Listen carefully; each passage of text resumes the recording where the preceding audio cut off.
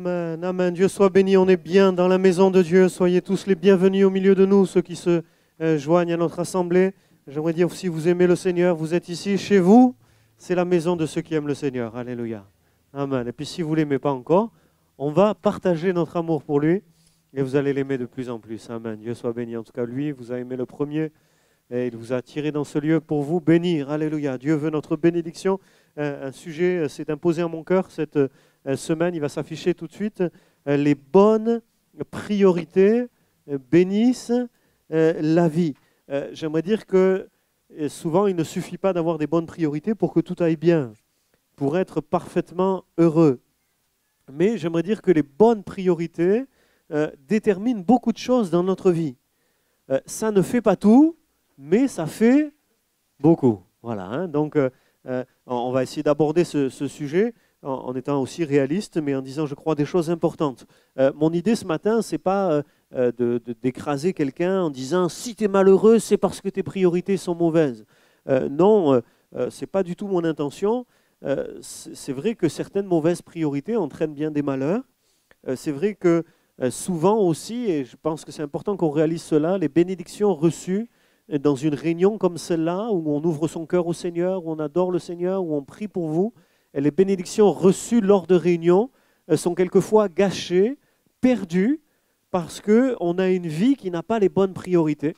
Et c'est une réalité que l'on veut aussi essayer d'expliquer, mais ce matin, mon intention, c'est surtout de dire, de nous encourager, de nous motiver ensemble à adopter les bonnes priorités qui bénissent notre vie. Amen. C'est un encouragement que je voudrais qu'on puisse se faire les uns aux autres. Revenons à l'essentiel pour être bénis. Alléluia. Revenons à l'essentiel pour être bénis. D'ailleurs, quand on parle de priorité, je pense que c'est important qu'on se comprenne bien ici, je ne veux pas parler seulement de priorité dans la tête, même dans le cœur, mais je parle de priorité dans la vie concrète. Vous voyez, on peut avoir, moi j'étais sans Dieu, mais je croyais qu'il y avait un Dieu.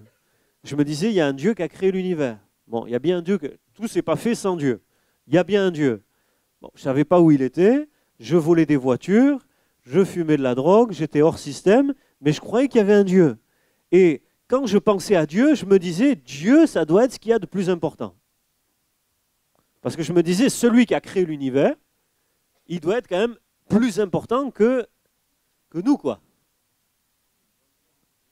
Mais dans ma tête, je savais qu'il était le plus important, mais dans ma vie, rien ne montrait qu'il était le plus important. Ça va, c'est clair ce que je dis là, hein? Quand on parle de priorité, je ne parle pas seulement de priorité dans la tête, mais dans la vie, dans la manière de se conduire. Le changement de priorité se fait quand on réalise, bien sûr, l'importance de Dieu, quand on réalise qu'il est la priorité, mais aussi que quand on comprend quelles sont ses priorités à lui, et quand on adopte ses priorités, et qu'on met tous ses efforts pour adopter un mode de vie qui est conforme aux priorités de Dieu. Ça va, c'est clair ce que j'ai dit là? Est-ce que c'est clair? Faites-moi un signe pour qui c'est clair. Bon, voilà, hein? Je voulais dire ça en commençant. J'aimerais voir 2 points ce matin, 2 points très simples. D'abord, les priorités sociales et morales. Avant de parler des priorités spirituelles dont on parlera ensuite, qui sont essentielles et à la base de tout, j'aimerais d'abord commencer sur ce que j'ai appelé les priorités sociales et morales, pour dire qu'elles ont des incidences considérables dans notre vie, y compris sur le plan spirituel. On attaque tout de suite en disant, première priorité sociale ou morale, son conjoint avant les parents. Dans le livre de la Genèse, au chapitre 2 et au verset 24, Genèse 2, 24, vous pouvez regarder avec moi si vous le voulez, mais la plupart des croyants le connaissent quand même, ce verset. Au départ de la Bible, Dieu parle à Adam et à Ève. Ève vient d'être créée, Adam, il trouve ça merveilleux d'avoir une femme. Il n'a ni parents, ni enfants, et Dieu lui dit, c'est pourquoi l'homme quittera son père et sa mère, s'attachera à sa femme, et ils deviendront une seule chair. Et cette parole qui est donnée à Adam, Adam, je vous dis, il n'a pas de parents. Pourquoi Dieu lui dit, l'homme quittera son père et sa mère? Il n'a pas de parents, lui, Adam. Mais parce que cette parole, elle est pour nous. Adam est là au début de l'humanité. Dès le début de l'humanité, Dieu pose un fondement de priorité qui va avoir des incidences sur toute l'histoire de l'humanité. L'homme quittera son père et sa mère pour s'attacher à sa femme. Cette parole est reprise par Jésus dans les évangiles. Elle est reprise par l'apôtre Paul dans l'épître aux Éphésiens lorsqu'il parle du mariage. Un mariage ne peut pas marcher si un des deux conjoints n'a pas suffisamment quitté ses parents. Bien sûr, ça ne veut pas dire qu'on va arrêter d'honorer ses parents. On honore son père et sa mère toute sa vie. Mais en même temps, on doit quitter son père et sa mère pour s'attacher à sa femme. Il y a une rupture avec le passé qui est indispensable pour construire l'avenir. Et je peux entendre amen là quand même? Amen. Il y a une rupture avec le passé qui est indispensable pour construire l'avenir. Il y a cette rupture, quitter son père et sa mère est indispensable pour éviter la rupture une fois qu'on est marié. Quitter, c'est cesser de vivre avec ses parents.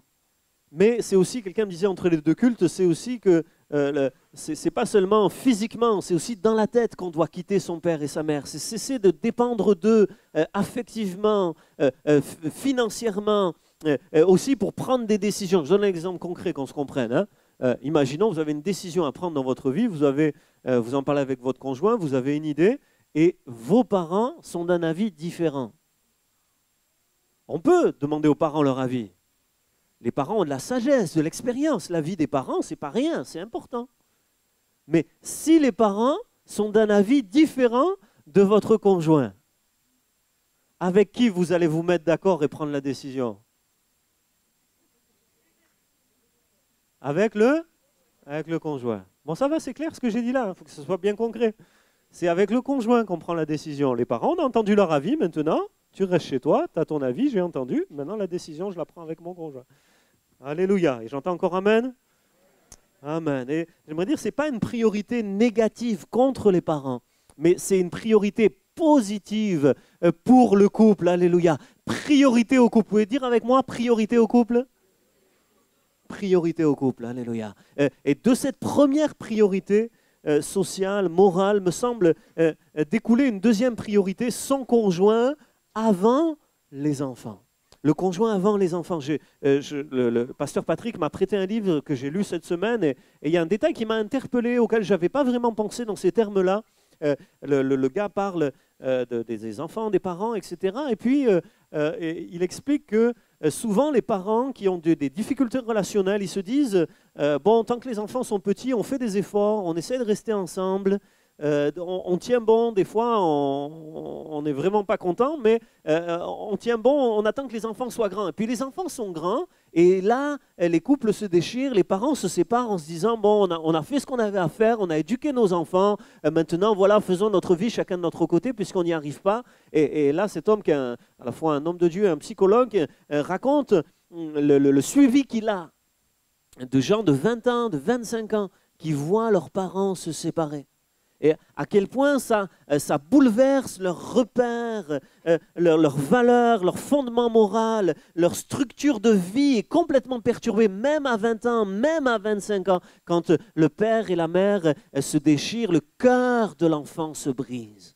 Et ce matin, j'aimerais dire, dans la mesure de ton possible, et bien sûr, on sait qu'il y a des situations très compliquées, mais dans la mesure de ton possible, si tu veux aimer tes enfants, tu veux bénir tes enfants, et je suis sûr que tous les parents veulent bénir leurs enfants.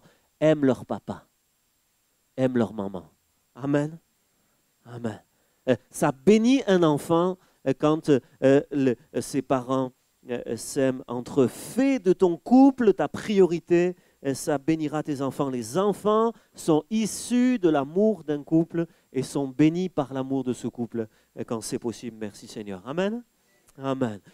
Troisième aspect, je passe rapidement, bien sûr, il y aurait beaucoup de choses à dire sur ces choses-là, mais un autre aspect des priorités sociales et morales, c'est la famille avant le travail. On travaille pour nourrir sa famille, éventuellement pour s'épanouir personnellement, pourquoi pas. Mais la famille doit rester prioritaire. Tout ce que tu fais pour les tiens, c'est bien, mais ça ne remplacera jamais ta présence. Vous voyez, on est quand même dans une société qui est... Voilà, les femmes ont une sorte de... C'est de plus en plus dur de vivre avec un seul salaire. Il faut travailler, les femmes seules, ou même les couples. Il y a des contraintes ici sur la Côte d'Azur, il faut travailler. Et c'est bien de travailler pour pouvoir aux besoins de la famille, des hommes qui travaillent dur. Et je crois qu'en période de crise, et nous sommes en période de crise, il est possible que dans l'avenir, le travail en demande toujours plus, qu'on nous demande de travailler de plus en plus. C'est possible. C'est possible et je crois que c'est nécessaire de le faire, de pouvoir aux besoins de sa famille. Mais rien ne remplace la présence d'un papa et d'une maman. Amen. La famille a besoin, la famille compte plus. Et même si on passe souvent plus de temps au travail qu'avec la famille doit rester prioritaire. Amen. Alors là aussi concrètement, un exemple pour que ce soit concret et pas théorique, mais si on te propose plus de travail, une promotion, plus d'argent. Il y en a qui ne disent pas non là. Hein, pourquoi pas? On peut dire oui, il n'y a pas de problème à ça. Mais si c'est au détriment de ta famille, tu réponds? Amen. Si c'est au détriment de ta famille, tu réponds, vous pouvez le dire plus fort? Non. Alors, des fois, il y a des noms qui sont bons. C'est pas un non massif quand même. Bon. Si tu as de quoi... Si tu n'as pas, excusez-moi, de quoi pourvoir à tes besoins, il faut travailler plus. Dans la mesure du possible, il faut essayer de pourvoir à tes besoins. Mais si tu as tout ce qu'il te faut et qu'on te demande de travailler plus au détriment de la vie de famille, la priorité, ça reste la famille. Amen. Hein? Priorité reste la famille. J'ai connu cette expérience. J'ai travaillé, on m'a donné des responsabilités, j'ai voulu faire les choses bien. Il y avait une situation de surcharge d'activité au regard de l'effectif qui était disponible dans le cadre professionnel. Et puis, j'ai voulu faire bien les choses. Il y avait des horaires où normalement on finit le boulot. Et puis, j'ai essayé pour faire bien, j'ai dépassé l'horaire un petit peu plus. Puis, j'avais un enfant à la maison. Et puis, un deuxième enfant à la maison. Et puis, à un moment donné, j'ai senti que ça manquait d'un mari et d'un papa à la maison. Alors, j'ai dit, c'est bien. Je veux faire bien les choses. Des fois, de la nuit, je repensais aux soucis de ce que j'avais à faire. Mais j'ai dit, à partir d'un certain horaire, sauf cas de force majeure, à partir d'un certain horaire, je rentre à la maison et ce qui n'est pas fait, on le fera demain. Parce que la priorité, c'est la famille. Alléluia. Hein? Même si les enfants ne te le rendent pas toujours, les enfants restent une priorité pour Dieu. Amen. Il y a un couple qui m'a raconté ceci. Moi, je trouve que c'est une bénédiction, c'est pas mal, c'est une idée. Je suggère cette idée. C'est un couple qui fait ça tous les soirs. Tous les soirs, lorsque les enfants rentrent à la maison, avant le repas, hein, c'est leur choix, avant le repas, ils font ça. Ils s'assoient tous autour de la table et ils appellent ça le forum. Alors le forum, c'est on s'assoit autour de la table, on ne fait rien, on ne mange pas encore, c'est avant de manger. Bon, chacun sa formule, mais eux, c'est comme ça. On s'assoit autour de la table et là, papa, maman racontent leur journée, ce qu'ils ont fait. Alors, c'est pas, il ne s'agit pas de prendre les enfants comme des confidents des problèmes des parents. Hein. Ce n'est pas ça. Hein. Mais ils racontent ce qu'ils ont fait dans la journée. Vous voyez, ils commencent, ils montrent l'exemple.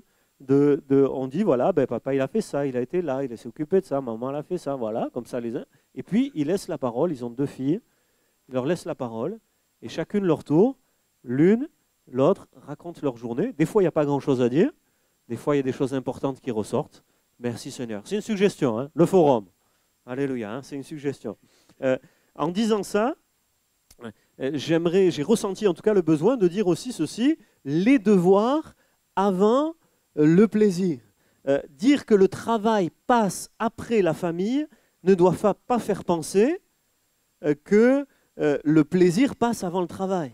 La famille ne doit pas être un prétexte pour une vie de plaisir au détriment des efforts légitimes. Par exemple, le soir à la maison, quand les enfants reviennent à la maison, on leur dit, tu veux jouer, d'abord tu fais tes devoirs. D'abord les devoirs, après tu joues. Bon, moi je vous le suggère, hein, ça, hein, pour les enfants. Je vous suggère que c'est mieux. Parce que quand tu fais le contraire, quand ils jouent et qu'on fait les devoirs après, à chaque fois on a du mal à finir les devoirs. C'est trop long, on n'y arrive pas, on s'énerve, c'est stressant. Vous voyez, le mieux, c'est on fait une petite pause et rapidement on commence les devoirs. Comme ça, quand les devoirs sont finis, on est décontracté, là on peut jouer et aller doucement vers le coucher. Les devoirs avant de jouer. Si c'est vrai pour les enfants, c'est peut-être vrai pour nous. Ça peut être vrai pour nous. Je vous donne un exemple concret, parce qu'on l'a rencontré, hein, ça paraît fou, mais c'est vrai, on l'a rencontré. Les adultes, par exemple, il faut payer son loyer avant de se payer un restaurant. Même si ça vous manque d'aller à McDo, tant que vous n'avez pas payé votre loyer, tant pis, vous payez le loyer, vous faites vos devoirs. C'est la responsabilité, on fait ses devoirs, c'est les bonnes priorités dans la vie. On fait ce qu'on doit, et après le plaisir. Amen. Même si c'est important pour vous de partir en vacances, vous faites ça si vous avez payé votre loyer et vos charges. Sinon, vous faites tout ce qu'il faut, payez les charges, et après on pense au plaisir. Ça va, c'est clair ce que je dis là? Il y a des plaisirs dans la vie, mais on ne vit pas pour se faire plaisir. Un autre aspect de ces priorités sociales et morales, c'est la famille avant les amis aussi.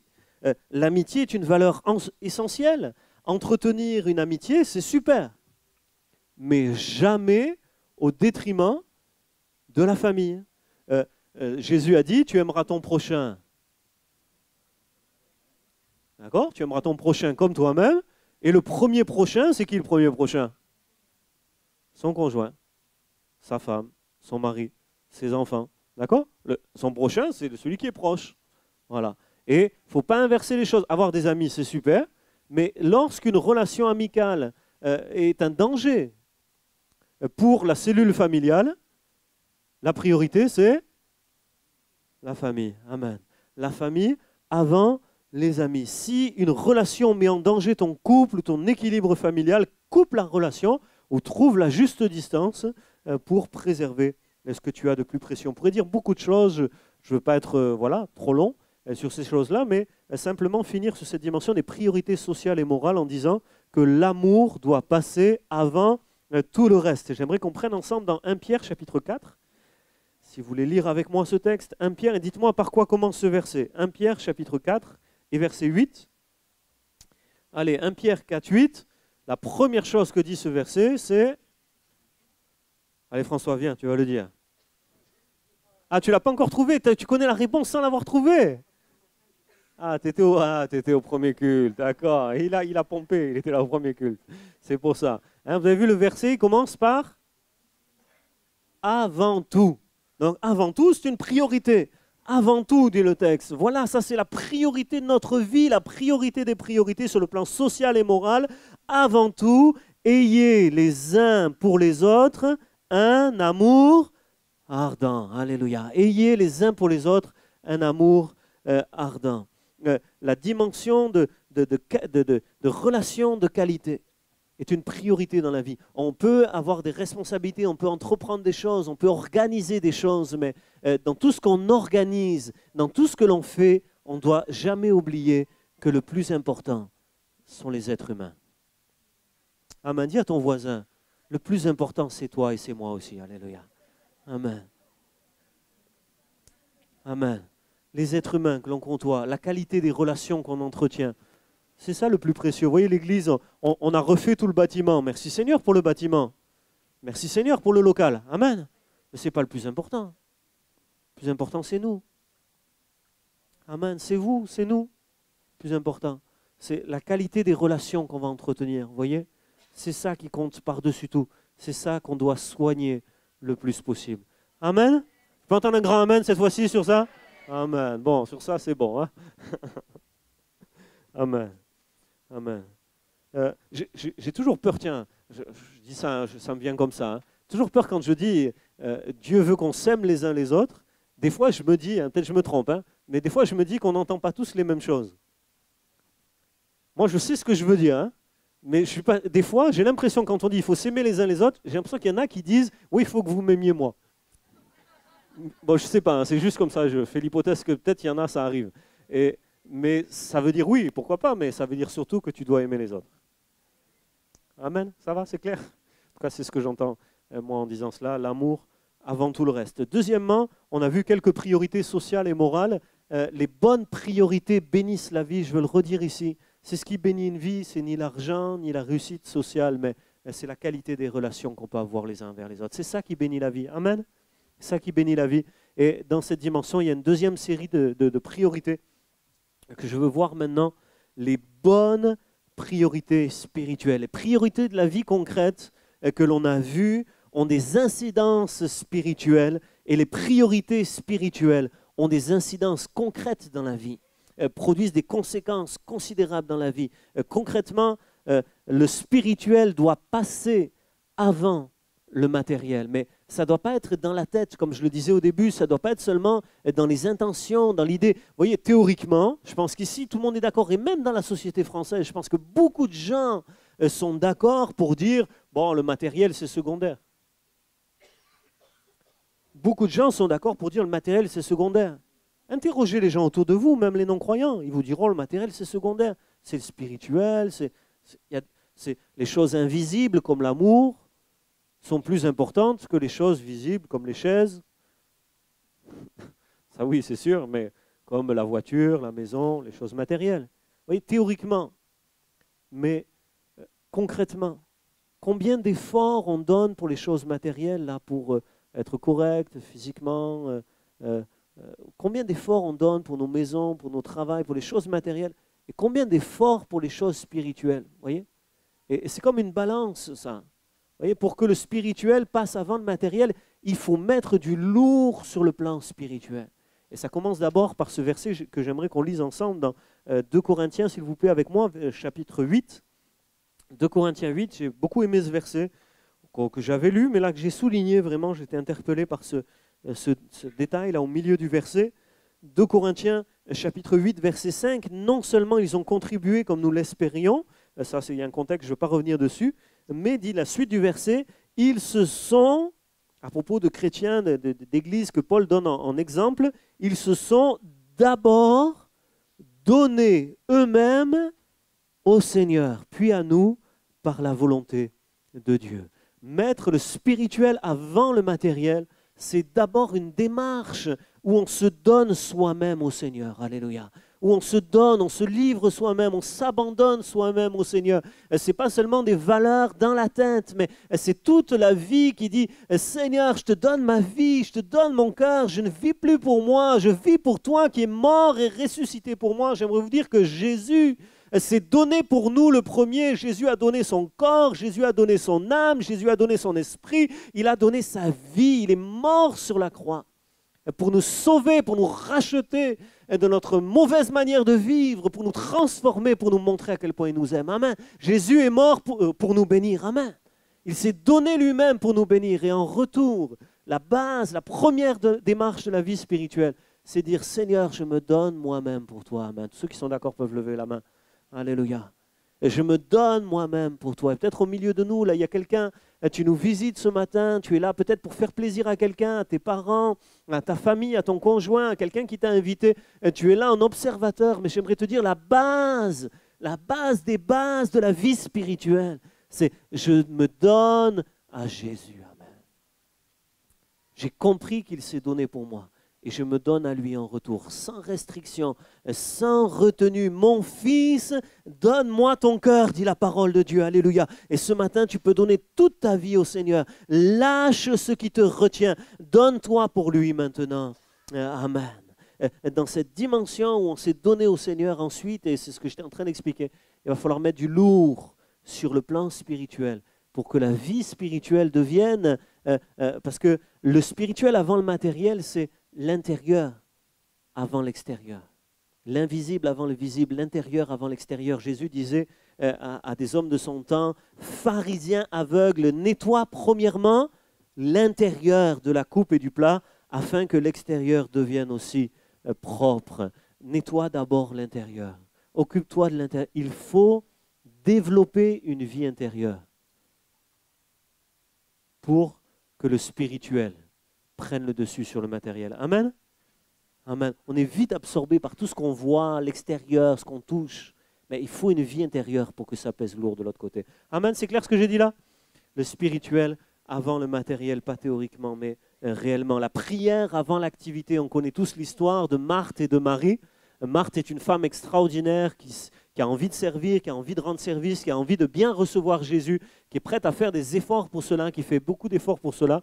Mais Jésus va quand même dire une chose, Marthe, tu t'agites et tu t'inquiètes pour beaucoup de choses. Regardez le texte, beaucoup de choses, s'inquiète pour beaucoup de choses, mais une seule est nécessaire.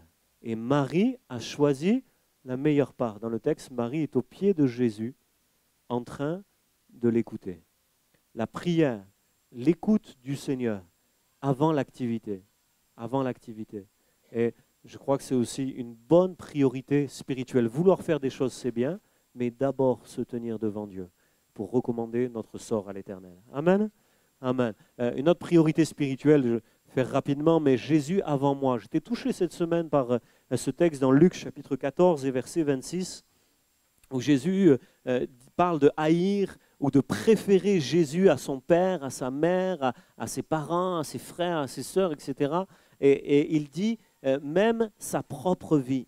Celui qui ne hait pas son père, etc., et même sa propre vie ne peut être mon disciple. Préférer Jésus à sa propre vie.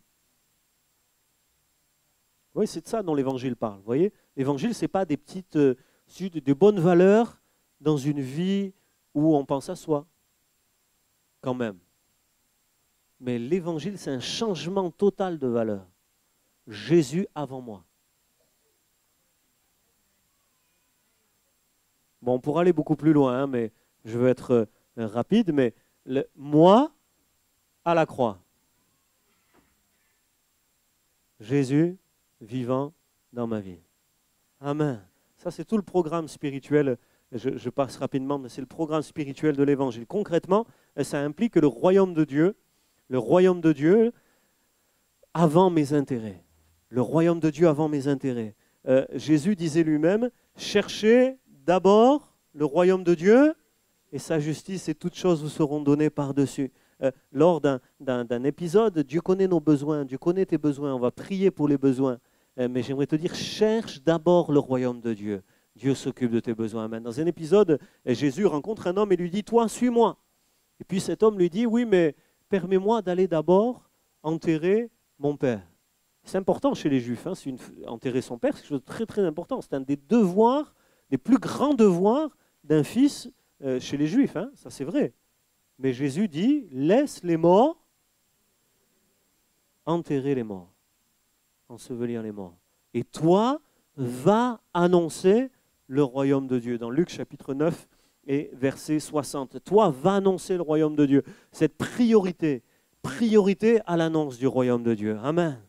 François me disait, le témoignage aussi, c'est une priorité dans la vie des chrétiens. Amen. Annoncer le royaume de Dieu. Alléluia. Alors, je passe rapidement parce que je n'ai pas le temps de m'étendre sur tout ça, mais j'avais indiqué aussi les autres avant moi. C'est non seulement Jésus avant moi, mais aussi les autres avant moi. La Bible dit, il y a plus de bonheur à donner qu'à recevoir. Vous y croyez vraiment? Vous y croyez vraiment? Amen. Mettez-le en pratique, vous en verrez toute la bénédiction qu'on en retire quand on se donne pour les autres. Aussi, pour ce qui concerne la remise en question, ça c'est moi avant les autres. C'est-à-dire Jésus a dit, Jésus a dit exactement ceci dans Luc chapitre 6, verset 42, « Comment peux-tu dire à ton frère, frère, laisse-moi ôter la paille qui est dans ton œil, toi qui ne vois pas la poutre qui est dans le tien. Hypocrite, ôte premièrement la poutre de ton œil, alors tu verras comment ôter la paille qui est dans l'œil de ton frère. » Pour ce qui regarde le bien qu'on peut faire aux autres, c'est les autres avant nous. Mais pour ce qui regarde le péché, c'est moi avant les autres. C'est d'abord, je me juge moi-même, je m'occupe de mes propres péchés, et en général, ça ne laisse pas beaucoup de temps pour s'occuper du péché des autres. Ça va, c'est clair ce que j'ai dit là? Hein? Je veux finir, pour aller vite vers ces choses, finir par un dernier point. Je crois important de finir par cette dimension, la réconciliation avant l'offrande. Dans l'évangile de Matthieu, chapitre 5 et verset 24, il est écrit, « Si ton frère a quelque chose contre toi, laisse là ton offrande devant l'autel et va d'abord te réconcilier avec ton frère, puis viens présenter ton offrande. » C'est-à-dire ton offrande, ta louange, ton adoration, l'argent que tu peux donner, les efforts que tu peux faire pour Dieu, ne peut pas vraiment réjouir Dieu si tu t'es pas d'abord réconcilié dans la mesure du possible, bien sûr. Si tu aimes Dieu que tu ne vois pas, tu dois aimer ton frère que tu vois. Amen. Amen. Et finalement, les priorités spirituelles et les priorités sociales se rejoignent. Vous voyez, Dieu ne peut pas agréer une offrande qui n'est pas faite dans la réconciliation avec ceux qui nous entourent. Amen. Dans la dimension sociale. Ces priorités se rejoignent. J'aimerais qu'on ferme nos yeux maintenant, qu'on puisse prier ensemble. C'est juste un rappel de choses élémentaires, me semble-t-il, mais je crois importantes. Nous qui sommes venus rendre un culte à Dieu, nous devons réaliser que ce culte doit être la continuité de notre vie. Une vie avec de bonnes priorités est déjà une adoration pour Dieu. Amen. Et alors qu'on est tous dans la prière ici, j'aimerais redire, les bonnes priorités bénissent la vie. Alléluia. Et le désir de Dieu, c'est de bénir nos vies.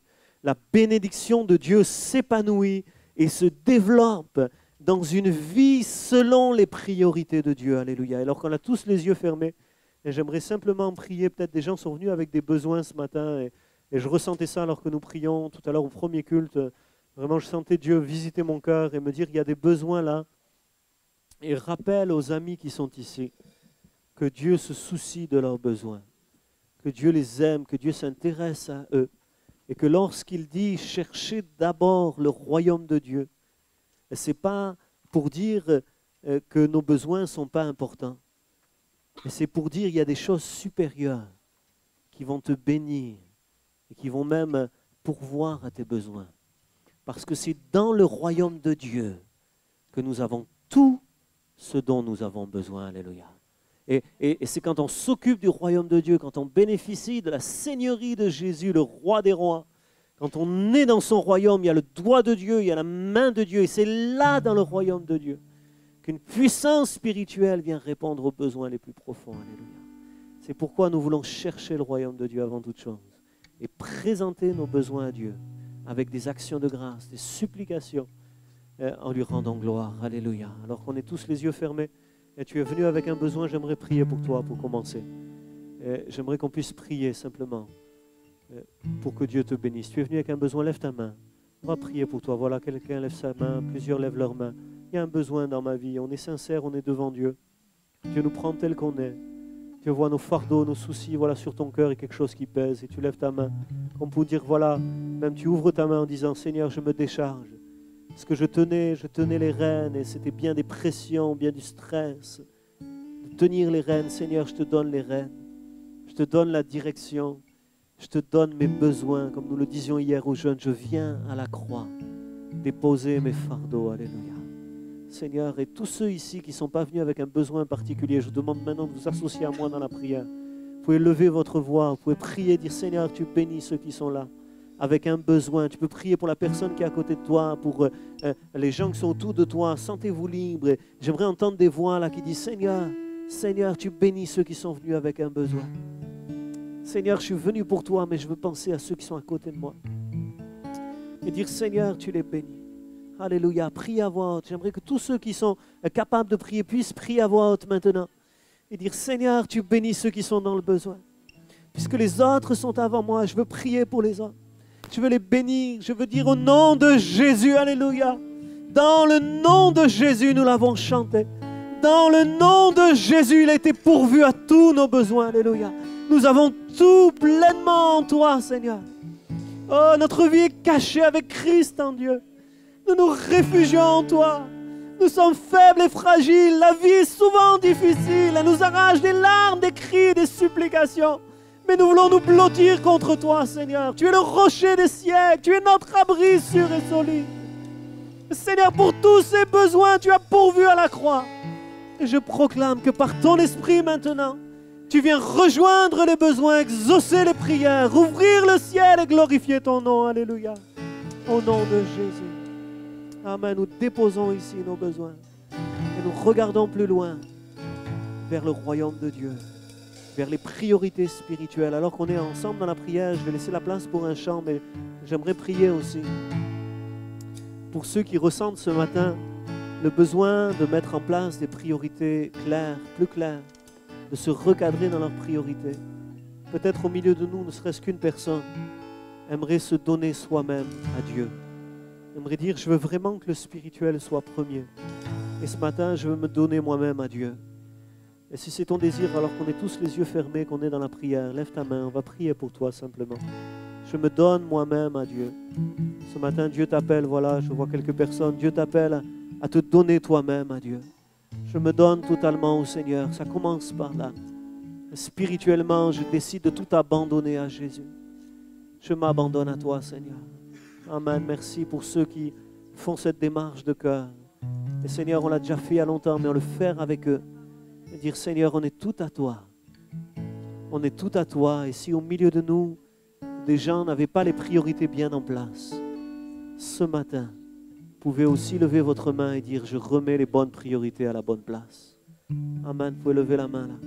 Dire, Seigneur, je remets les bonnes priorités à la bonne place. Alléluia. Amen. Tous ceux qui font cette prière, qui ont levé la main et qui désirent faire cette prière, levez-vous. Levez-vous maintenant. On va chanter, mais ceux qui disent, je veux remettre les bonnes priorités à sa place. Vous savez, quand les bonnes priorités ont perdu leur place, il y a des dysfonctionnements qui se produisent. Des choses qui se passent mal et des fois on n'en connaît pas les tenants, les aboutissants.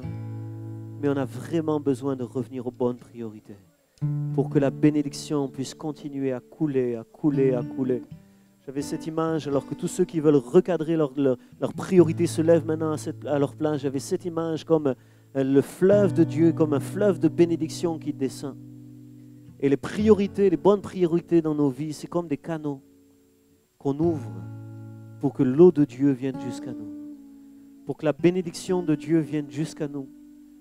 Lorsque tu te cales mal dans tes priorités, tu as fermé des vannes à la bénédiction de Dieu. Mais ce matin, en te levant et en disant, Seigneur, je remets en place la famille d'abord, mon conjoint d'abord, mes devoirs d'abord, l'amour d'abord, alléluia, le spirituel d'abord, Jésus d'abord, le royaume de Dieu d'abord, alléluia. Quand tu remets en place les bonnes priorités, c'est comme des vannes qui s'ouvrent à nouveau au fleuve de la bénédiction de Dieu. Alléluia. Amen. Amen. Amen. Seigneur, un grand merci. Un grand merci pour ta parole. Merci de nous aider, de nous accompagner. Amen. Nous chantons tous ensemble. On pourrait se lever aussi. Les autres, si vous le désirez. Chantez ensemble. Alléluia.